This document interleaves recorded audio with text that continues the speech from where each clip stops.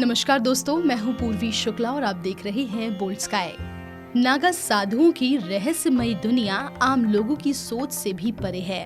सामान्य जीवन व्यतीत करने वाले लोगों के बीच नागा साधु हमेशा से ही कौतूहल का विषय रहे हैं। कैसे और क्यों बनते हैं नागा साधु, ये कुछ ऐसे सवाल हैं जो सभी के मन में जिज्ञासा पैदा करते हैं। नागा दो प्रकार के होते हैं, एक बर्फानी और एक खूनी नागा। आज हम आपको बता रहे हैं नागा साधु और उनसे जुड़ी कुछ ऐसी बातें जो इस विषय पर आपकी जानकारी बढ़ा सकती है।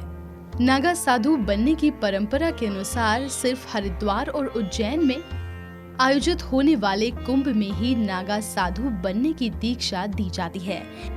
जिन्हें हरिद्वार में दीक्षा दी जाती है उन्हें बर्फानी नागा कहा जाता है। जिन्हें उज्जैन में नागा साधु बनने की दीक्षा दी जाती है उन्हें खूनी नागा साधु कहा जाता है।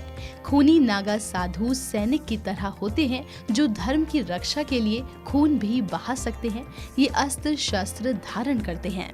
जब भी कोई व्यक्ति साधु बनने के लिए अखाड़े में आता है तो उसे सीधे तौर पर शामिल नहीं किया जाता।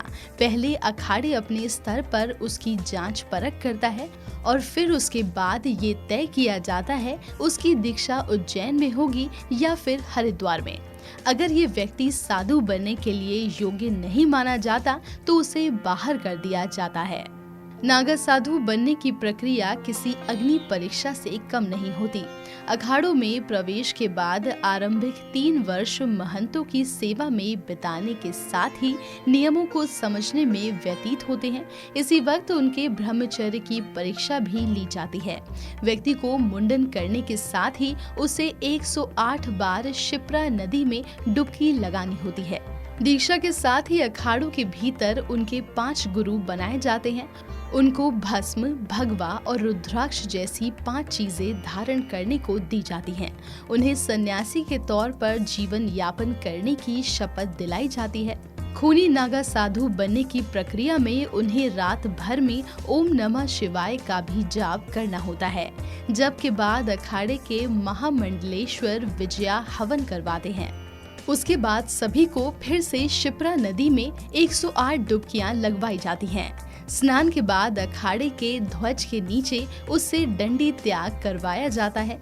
इस प्रक्रिया में वो नागा साधु बन जाते हैं। श्रृंगार का सिर्फ महिलाओं का ही अधिकार नहीं होता है, बल्कि नागा साधुओं को भी सजना संवरना काफी पसंद होता है। भस्म, फूल, तिलक, रुद्राक्ष जैसे 17 श्रृंगारों को करने के बाद ही नागा साधु शाही स्नान के लिए निकलते हैं। इस वीडियो में फिलहाल इतना ही। हम जल्द लौटेंगे ऐसी ही जानकारियों के साथ। तब तक के लिए जुड़े रहिए बोल्ड स्काई से।